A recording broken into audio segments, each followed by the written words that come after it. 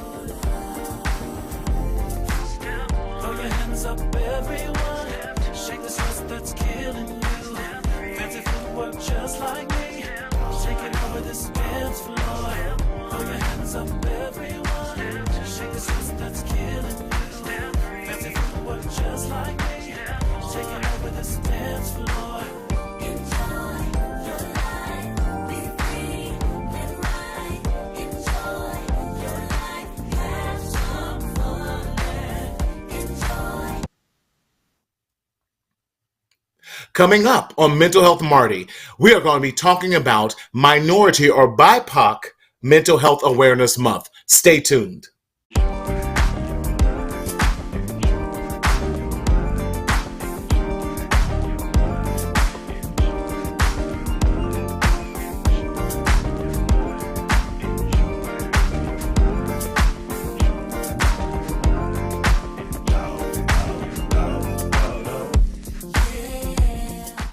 Yeah. What's up, everybody? It's me. It's your boy. It's Mental Health Marty coming to you all the way from, are you ready? I'm not in Southern California. I'm in my hometown in Columbus, Ohio. Yes, the big O. What's up, everybody? I am your mental health hygienist. And as always, I'm coming to you live and on the location in living color. Listen, I have been in the rain, have not been in this much rain, the storm and everything, and it has been wonderful. But I'm so excited that you are joining us. Listen, join in, let other people know. All my Ohio folk, y'all still up? Let me know you're out there. To my fam, I went out here for my family reunion that started on last Friday, and we had a marvelous time at the family reunion. Unfortunately, my time has been extended. One of my aunts passed on the first night of the family reunion. So please, I pray that you keep my family in your prayers as we are going through a difficult time. But as they say, the show must go on. So all you out there in IG world, come on over and switch over to Mental Health Marty on the YouTube channel and get us live and in living color. So listen, let me tell you what this show is all about and what we have to do, why we do this show. The Mental Health Marty show is intended for psychoeducational purposes and psychoeducational purposes only. We want to expose you to mental health and wellness. However, we are not a substitute for you seeing your therapist, your psychologist, your psychiatrist, your medical doctor, your pastor, your preacher, your life coach. However, we are a part of your treatment plan. And if you are experiencing any type of psychotropic or psychological emergency, please go to your nearest urgent care or call 911. But if not, hang in there with us because we have a dynamic show for you tonight. Now, how do you engage with us? I'm so glad that you asked that question. In order for us to see your comments, because we love an active audience, even on IG, we love an active audience, but you got to come over to our YouTube page, Mental Health Marty. And that channel has been growing like crazy. We're so excited for those of you who have recently joined us. Let us know that you're listening. If this is your first time catching us on a live show, definitely do that. Now, how do I get informed when every time a live show is coming? Daryl, let's walk them through that process. Daryl is the Mac in the back. You go to the YouTube and you go to subscribe, When you hear that bell, you know that you've hit the right channel. So please subscribe and add comments because we want to hear you in real time. Yes, Miss T, what's going on? Glad you're here. I know your boy is here on tonight, so we're glad that you tuned in. But we hope everyone is doing well. Listen, let me know how your week has been, how everything is going. But tonight, we are going to be talking about July is Minority Mental Health Awareness, but we like the term BIPOC community, which is Black, Indigenous, and people of color, because we are not in the minority, but we are definitely making up the majority. And America is supposed to be this great melting pot, and there's supposed to be no divide, although we know there is a divide. But we want to help erase that stigma, and we want to talk about what does mental health look like in our communities. Still, there is a great many of us who don't have adequate access to mental health, who don't have resources and everything. Jonathan, good to see you, my brother. Hope all is well. And we want to help erase a lot of the stigma and eradicate the stinking thinking that mental health services are for those in our Anglo community and those who are crazy. Listen, there's a difference between mental illness and a being mentally well and a mental health diagnosis in that. Listen, at some point in our life, we all go through anxiety. At some point in our life, we all go through depression. However, that does not have to define who you are. We are bigger and we are better than our mental health diagnosis. However, we can control it and define it while not allowing the illness or the disease to control, to conquer, or to stagger us from the things we have to do. And in fact, I always view that ADHD, hyperactivity deficit disorder, ADHD, all of that, attention deficit hyperactivity disorder, that part, it's late on the East Coast, y'all. I'm usually brighter in my mind because it's 7 o'clock. But listen, that doesn't have to define you. That can be a superpower, and that's what we want it to be. So I'm so excited. Listen, all you on IG, come on over. I'm disconnecting. Hope you're doing well. Gotta go right now.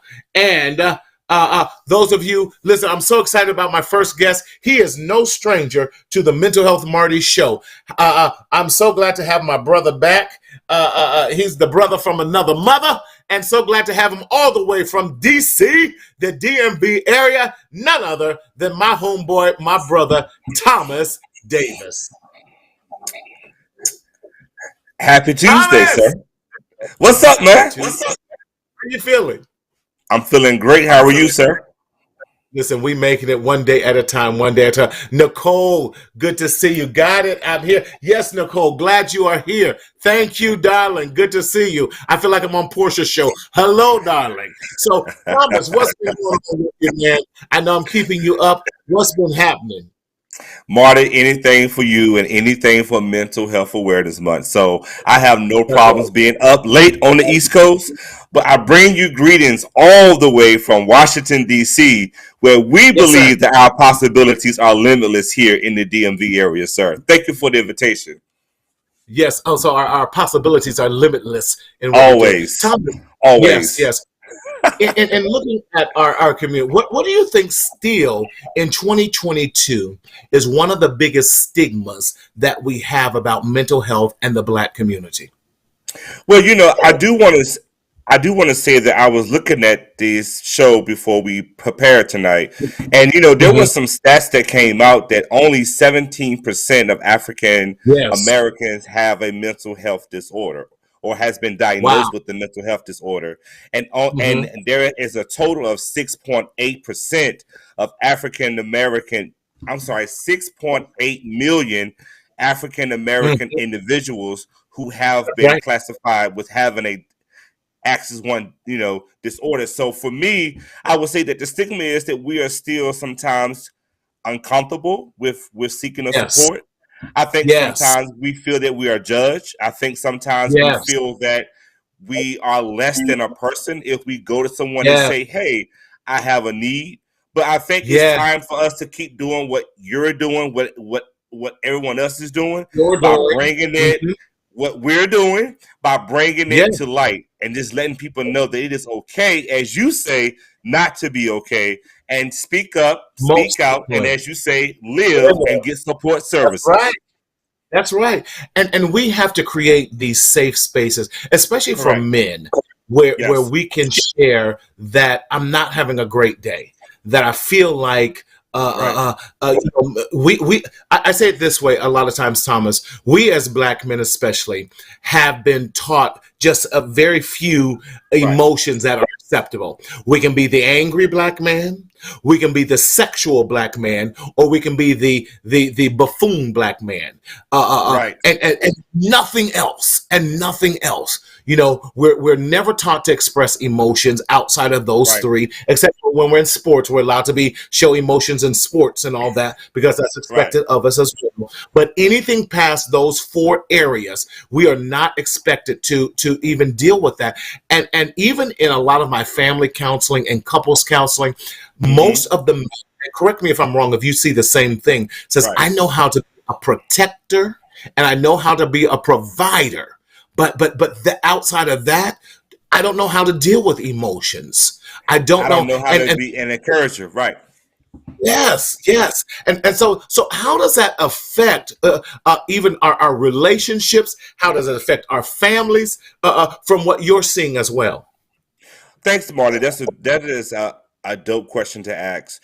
What I see and what I can say is honestly, because we are being taught that we don't show emotion. We don't cry.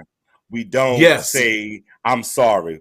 We were taught that we are the provider, as you say. We are the protector. Yes. We have to be forceful and angry. But in 2022, there's a population of men who aren't that way. They just want to be themselves. They want to be individuals that is just accepted for who they are. And I think, what I'm seeing here in the DMV is that there are a group of individuals, a group of men that just say, I just want to be heard. I don't want to be the rough and tough guy. I don't want to be the physical fit guy. I just want to be simply Thomas Davis. So how can I walk in my truth? How can I just be myself and not be judged, not be ostracized or ridiculed? Yes, or made to feel ashamed. And most of us struggle, especially men, with being our authentic self because we're afraid of that in our authenticity, we're not going to be accepted.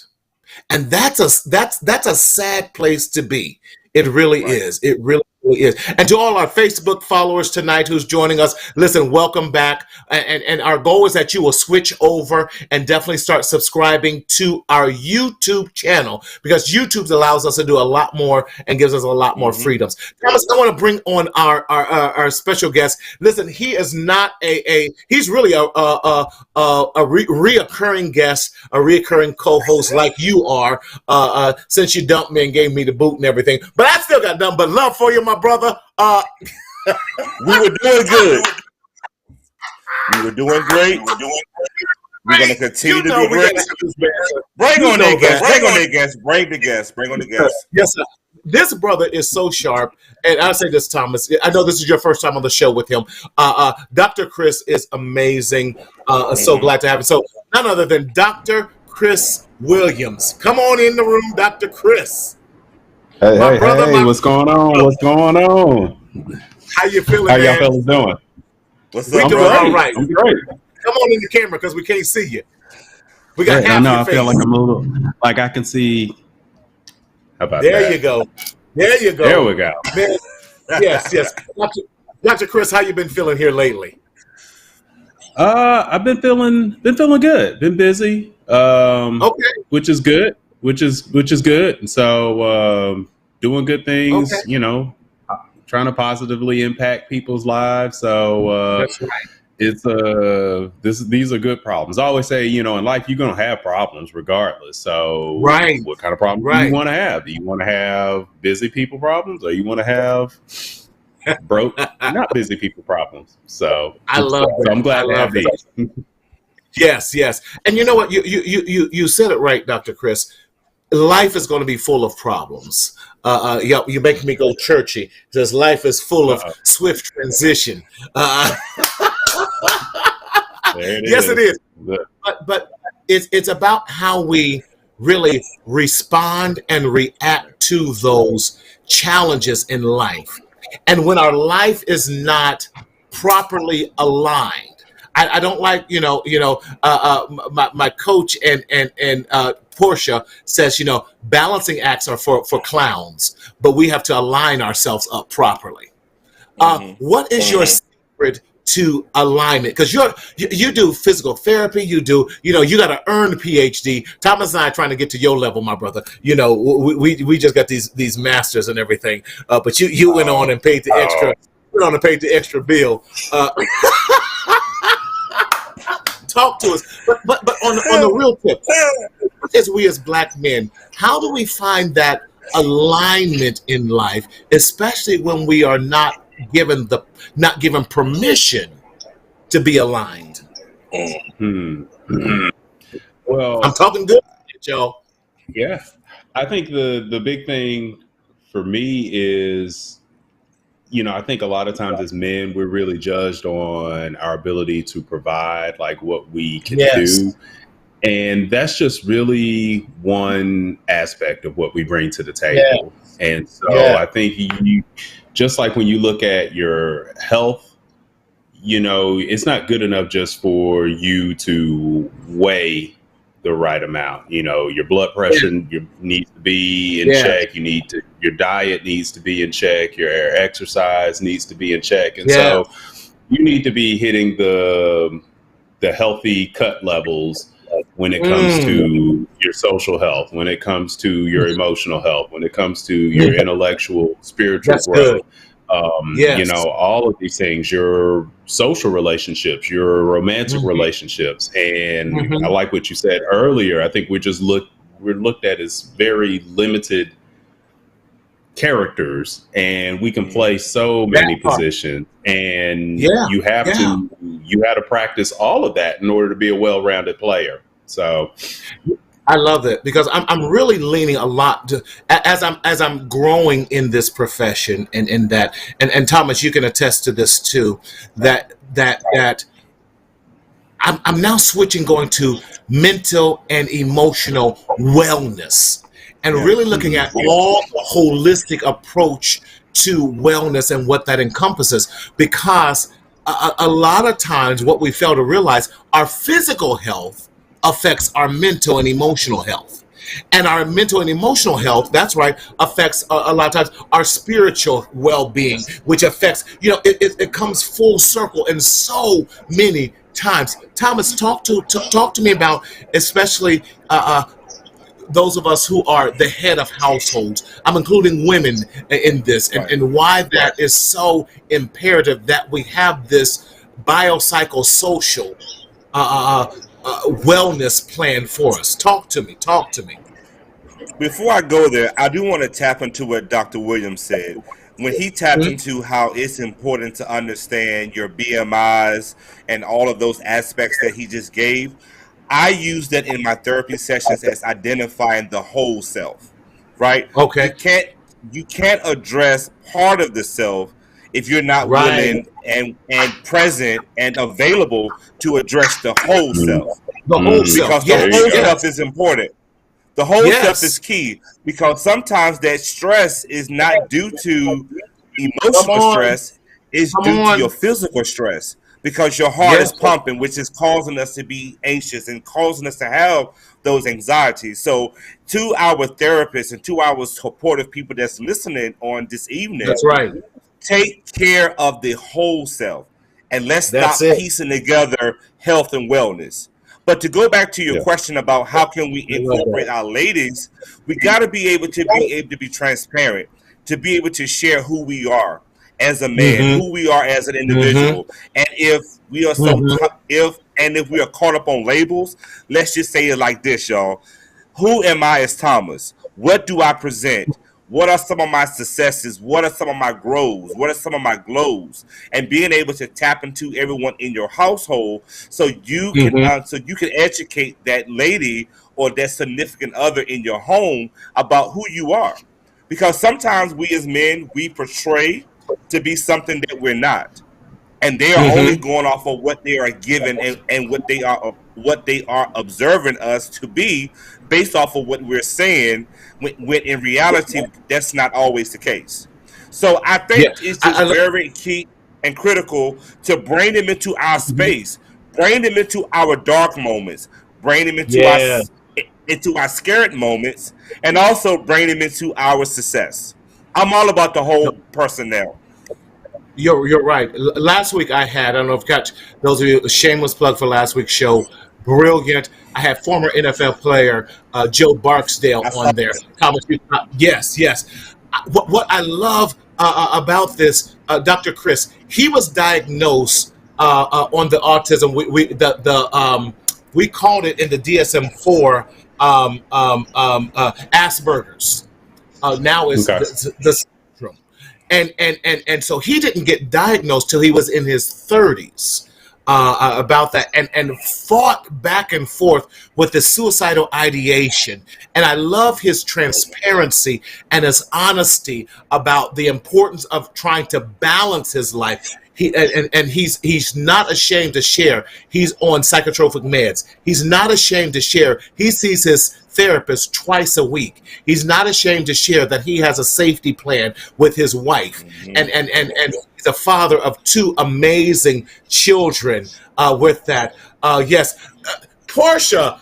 Can we say it? Portia, hello, darling. Love me some Portia Scott down there in the ATL. Come on. Yes. And John Henry Scott, we don't want to forget about you as well, my personal COO and life coach. But can I say it this way? Since we're talking about Portia has taught me balance. John Henry Scott has taught me balance in business and how that affects me, because I know that there have been sometimes we've had a meeting. He goes, no, we're not doing this together. We need to talk, because we're not going to accomplish anything on the business side if we if we don't deal with where you're at mentally, and where are you present at. Presence is so vitally important, and that's what I loved about Joe Barksdale. So those of you who have not had a chance to see that last week, what I loved, it was real, it was raw. He did not hold back. He talked about the daily fight he has on a daily basis with depression. And when I look at him, he looks successful. Former NFL player. Dr. Chris, he's dropping his first solo project where he's singing and playing guitar. He's a comedian. Oh, wow. He's a podcast host. He does these other things. A father. He works out 2 hours every day. All these things. And so when I look at him, I'm going, dog, you're successful. But in his mind, he goes, I do all these things so it can help to mitigate a lot of my stinking thinking with that. Yeah. Dr. Chris, talk to us about why physical health and getting the proper care is so vital to because you do both. Dr. Chris is well-rounded. He does the physical, but he's also talking about our mental health and the balance of that as well. Talk to us, Dr. C. Talk to us. Sure. No, I love what you were saying, and you touched right on it. All the things that Brother Barksdale was doing, as far as working out, the music, everything. Yeah. And I'm a little kooky because I feel like there are signs around us everywhere. And there was this one of my favorite movies is Unbreakable with Bruce Willis, Samuel L. Jackson.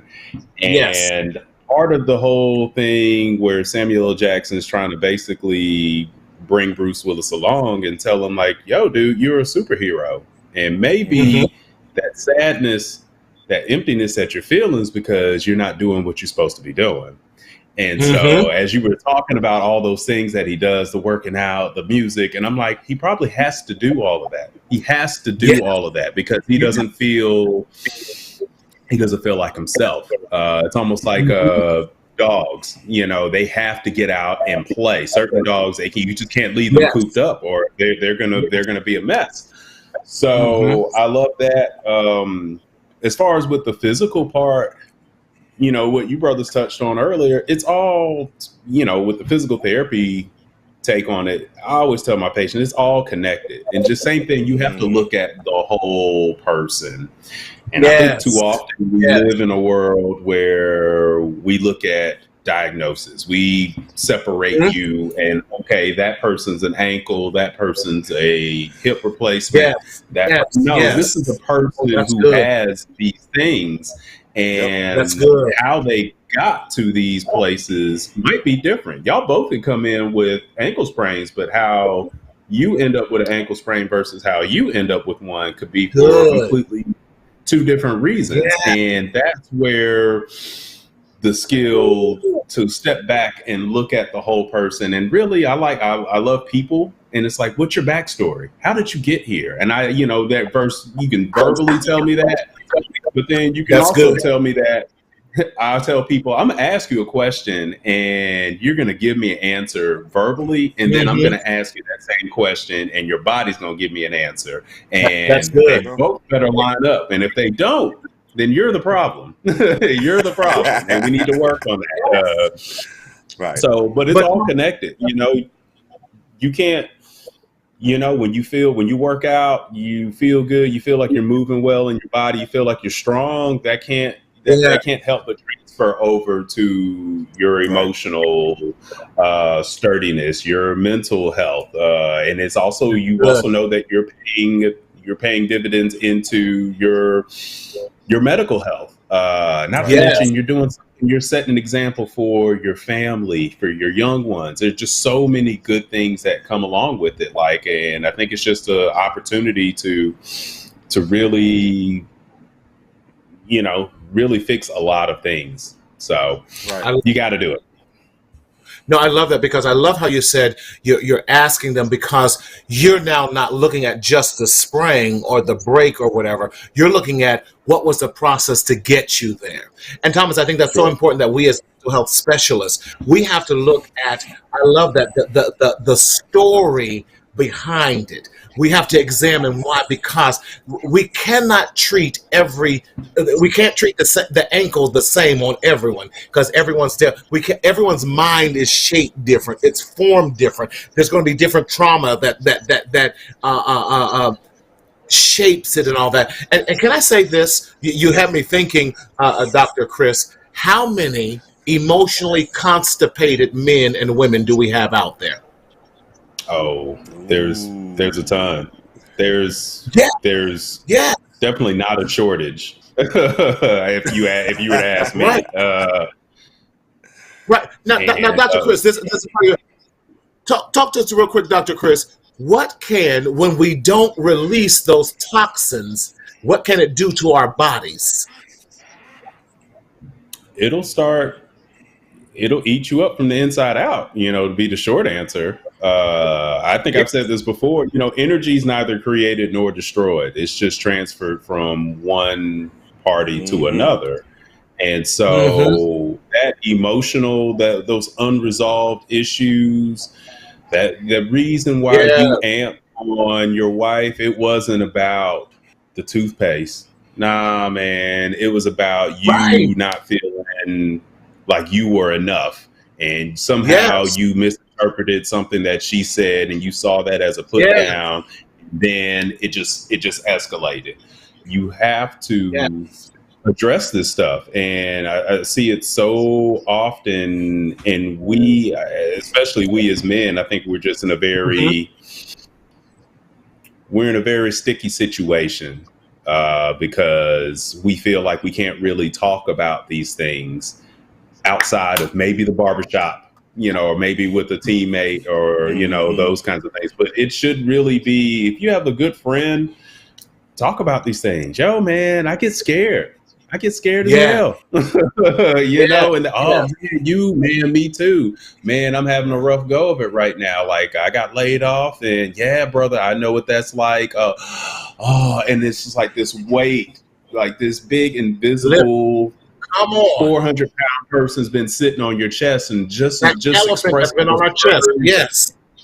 And being accepted and not being judged and not being looked at as less than, all of a sudden you're like, all right, I can breathe. I didn't realize I was suffocating. Mm-hmm. And so I think if a lot of brothers knew that and how good they would feel, they would do it more regularly. And they really wouldn't care what somebody would have to say about them, because they would feel that good about themselves.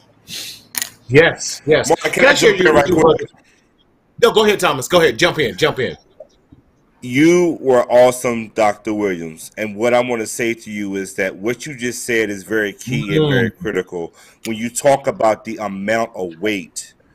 And I think you did an excellent job discussing what that weight is. Stress, overwhelmness, lack of, missing these certain hierarchy of needs. Maslow tells us all the time, you got to have that sense of food, that sense of love, that sense of shelter, that sense of belonging. And you hit it right on the head, sir. So I want to say to you, that was definitely clear, and it was uncut, and it was very much so needed in times in which we are living in. But I also want to talk to you guys about this. So my eyes are bloodshot red. I'm going to tell you why. I've literally been in session since 4:45 p.m., and I logged off at 9:15 to get on the show tonight at 9:45. I'm doing a series working with men. Shout out to my DMV brothers who are saying, yo, I need some help. We are discussing 3 Ps. We are discussing 3 Ps in our men's group, and it goes to what Dr. Williams said. We are discussing our path, our position, and what my hat say, our purpose. What is your path as a man? What's your journey? Because when you brought up what is your story, and then you go back and you ask them again to check and balance that body language, that is your path. Yes. What's your position? Yes. How do you see things in life? Why do you see things in life that way? Who taught you that this is the right way to think? And the last thing is, we got to get to our purpose. Why are we here? Because I think sometimes we are still stuck on what has happened in our past, and we lose out and we lose that sight of our purpose. So all those things that may happen to us back in the day, last night, this morning, we still got to keep in mind what is your purpose in life. And so I thank you so much, Dr. Williams, for bringing that up, because you've reminded me that we got to be on this battlefield encouraging all of our people, especially our BIPOC people, to know their purpose, know their path and position, and know and lastly come up with a plan. Yeah, I love that. I love that. Because here's a problem. I'm going to go right here with you, because that's good. When we realize, so you threw me into the spirit. When we realize our position, come on. When we realize our position and we rightfully sit in our position. See, sometimes you got to take your position by force. And when we sit in our position, that directs not only our purpose, but it also creates a pathway for those behind us to follow. Don't play with me right now. I'm excited. I didn't turn the corner. Do it. I need the amen corner to come on and with me. Listen, amen. I went. Amen, brother. I love my brothers. I went to this amazing conference my first night here in Ohio. And my cousin called me. He says, Marty, there's this it's called African American Male Wellness Agency. They have the bag and everything. African American Male Wellness Agency. They had this amazing conference for men on a Thursday night that began at 5 p.m.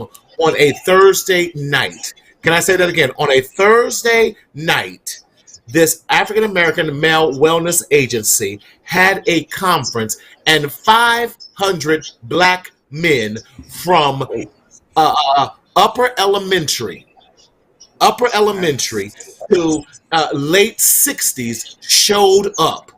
they showed up, and they had Music Soul Child as a main speaker talking about mental health.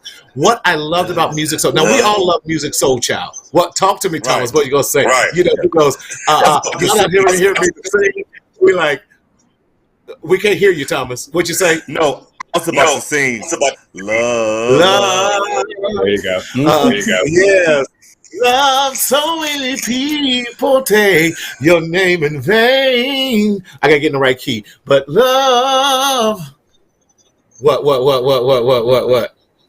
Carry on, sir. I'm gonna let y'all do that. Like, look, the name is Christopher Williams, but I did not inherit the voice. So that's all right. That's all right. Listen.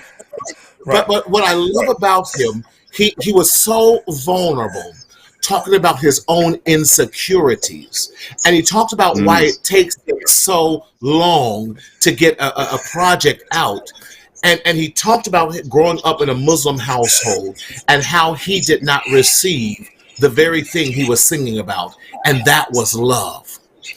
And then they took the 500 men and broke them out into breakout sessions of 30 or smaller.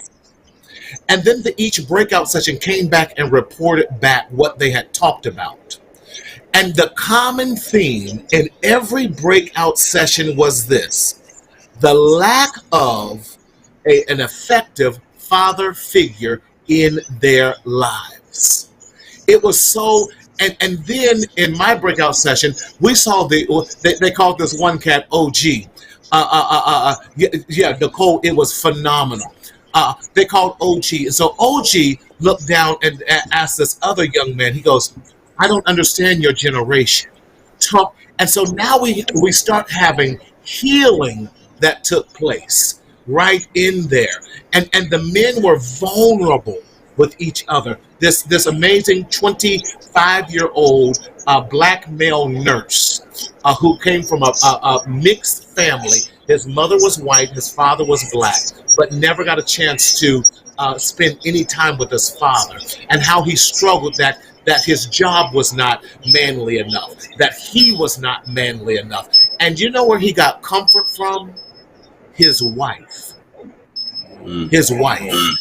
And so we have to do, and all of them said this: we don't feel safe with other black men. Why is that? That we as black men don't even feel safe with other black men. I don't get it.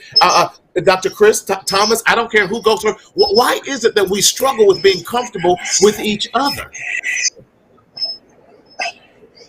Go ahead, Dr. Chris. I'll jump in there. Like, it's a thing. Now, I'll be honest. It's I moved around. I got picked on for you know what I'm saying, for talking white, for wanting to get good grades, for wanting to hang out with whoever.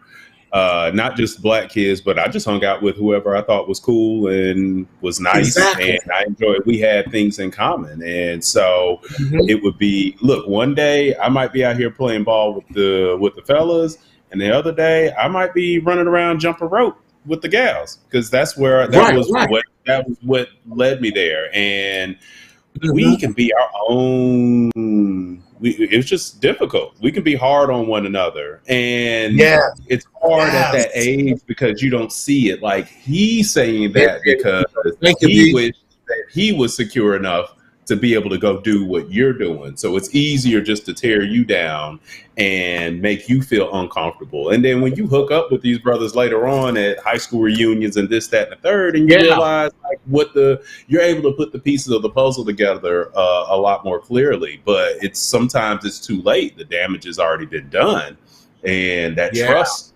has already been violated. And so it can become very difficult, not to mention, I think we're having fathers, having people in our lives. And I think even you talk about this generational thing.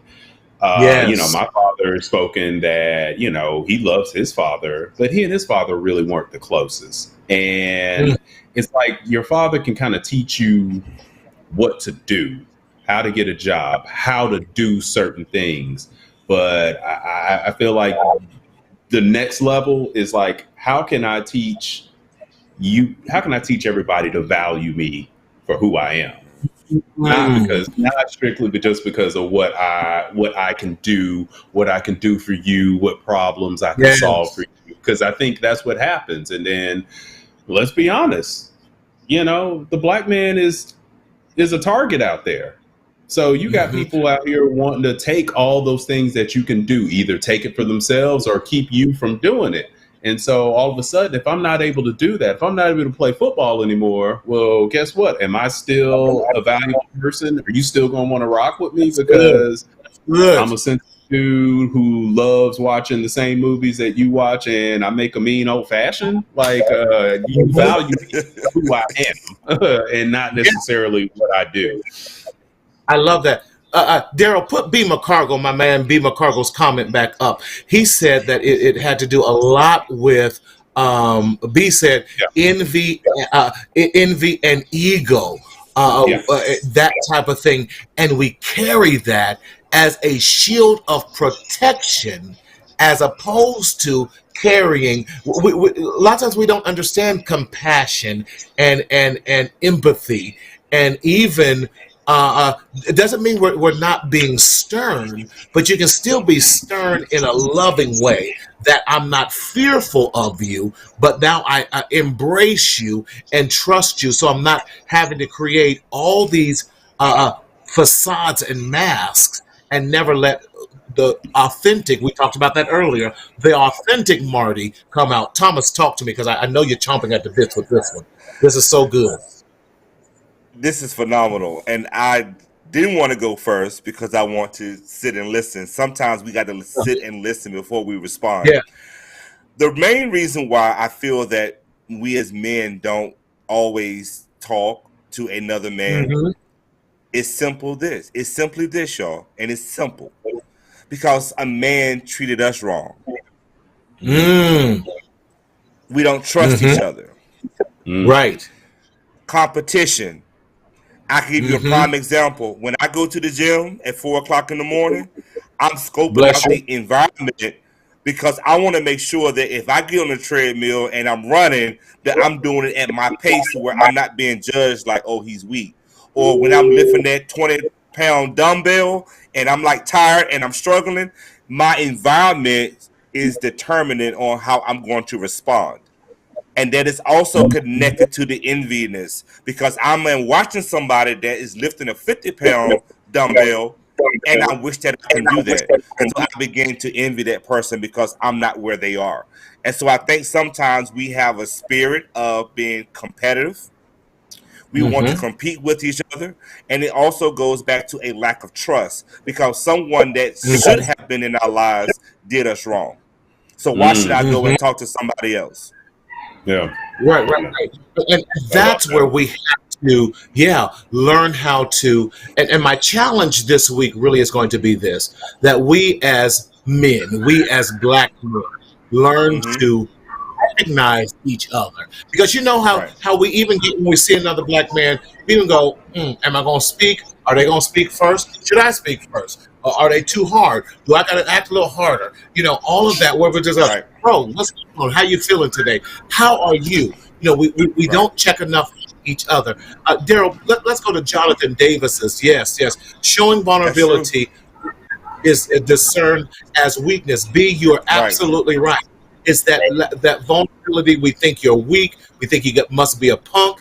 Jonathan Davis said it this way: we sometimes allow others to live rent-free, come on, in our heads to project systemic limitations versus unlimited expectations in our journey in life. I love that. Right? I like that. Yeah, I do too.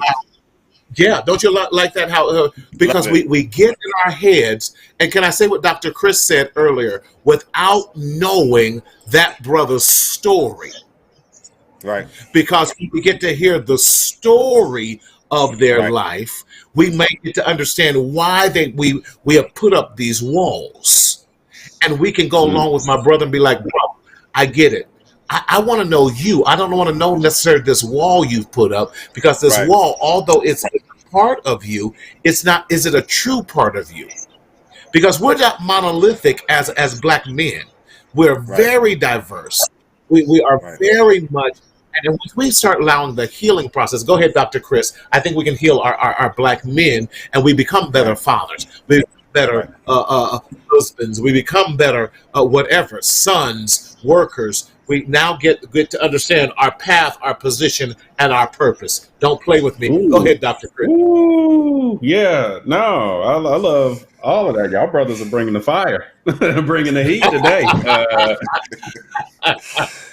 It's this dropping the wall, like, and being real with one another. I loved how you said that. It's like you see another brother and you feel like, okay, how am I gonna, do I need to kind of puff up a little bit? And it's just like, you know what, drop that. What I found, and it took, it takes some practice on my part, but hey bro, I like those shoes. Hey man, I like that exercise. What are you doing over there? Like, where'd you get that from? And all of a sudden, hey, I see you jamming. What you listening to?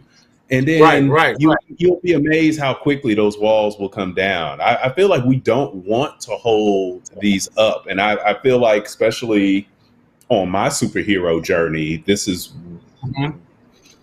why I needed to go this way. But in physical therapy, look, if I'm seeing one of y'all in the clinic, I better get to know the real version of you pretty quickly, because you're not going to trust me to crank on your knee. And I'm like, unless I know you. And I'm like, look, Thomas, all right, so look, I'm go ahead and tell you, this is going to hurt. I'm going to go slow. This is what I'm going to do. This is why I'm doing it, because you said you wanted to hit these goals and I'm here to help you. Boom. Once you understand that, then it's just like, okay, we're going to, hey, you're doing all right. And I got you. And you just have to drop all. It's so much more extra work, in my opinion, to do this versus just be out there and be like, yo, I'm a Star Wars nerd and I like bourbon and, and funny movies. And Yes. Listen, a good old fashioned ain't never hurt nobody. We're just making communion wine. But that's so true, Thomas. Even when we're building and talk about even how when you have. I'm very fascinated now with having Black men as clients and breaking down those walls. Because one of the first questions I ask is, who are you? And they tell me, I said, dog, I can read. But who are you? Talk to me, Thomas, when you ask those type of questions that pull at the heartstrings and knowing who they are as a person. Dr. Williams, that's why Marty and I are so close, because we do the same thing. Let me tell you something. I do not concern myself. Well, let me rephrase that, because we are alive. Because the insurance companies do pay me.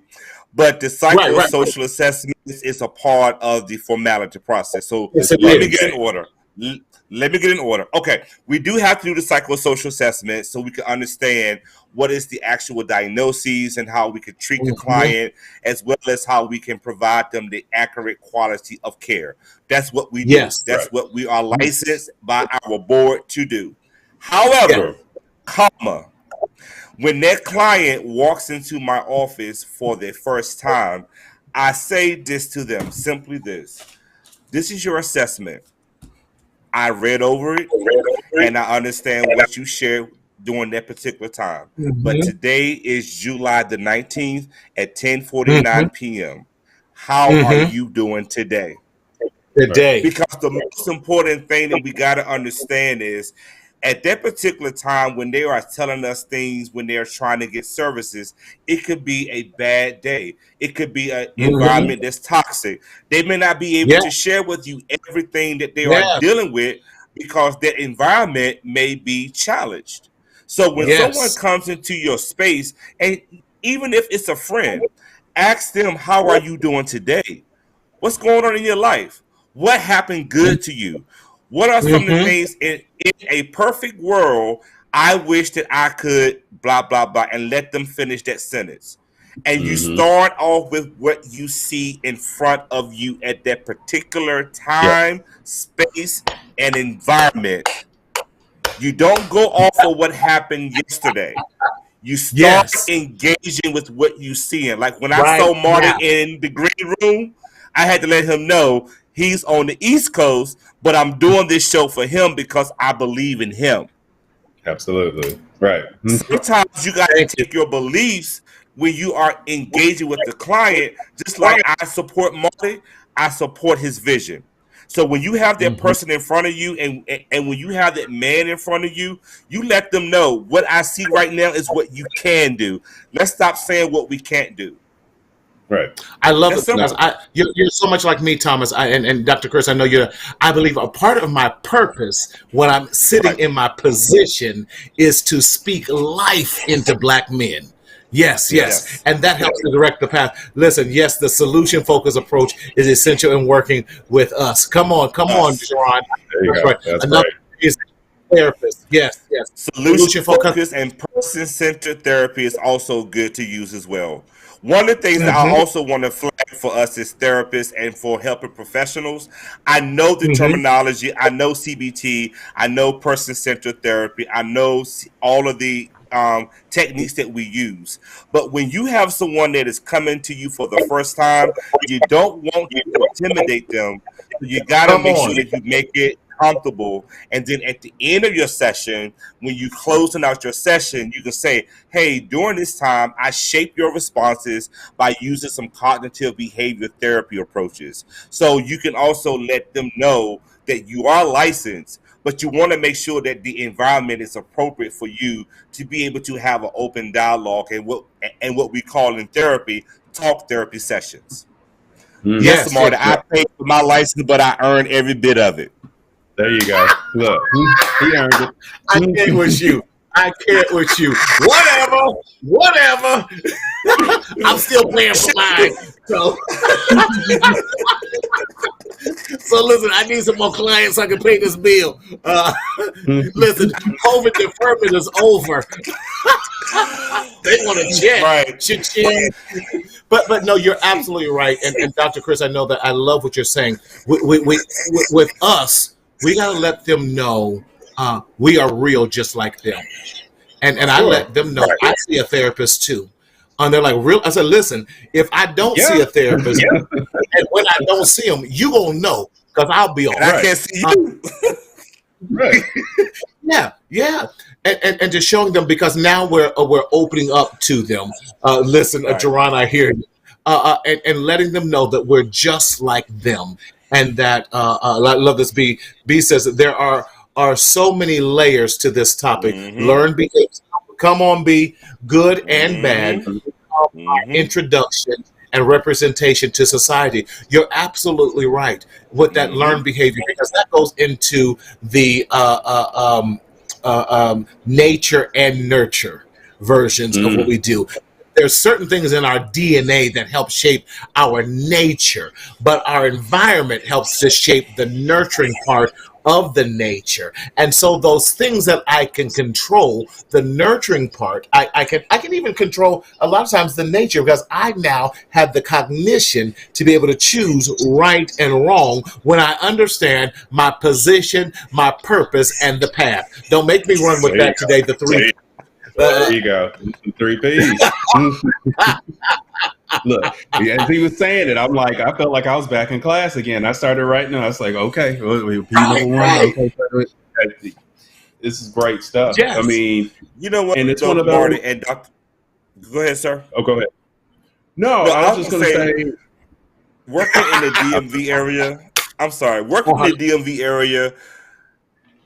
I'm privileged to be able to work with individuals. Let me take this head off because I don't got hot. Working with individuals who are scared to have therapy. They are afraid to be vulnerable, and they are limited in their thought process of how the therapeutic relationship is going to go. So what I like to do with my male clients in particularly is to come up with acronyms, to come up with things and slogans that they can implement outside of sessions, because sessions don't really happen in your office. The real work happens when you roll out and when you are driving home and when you going back into that environment.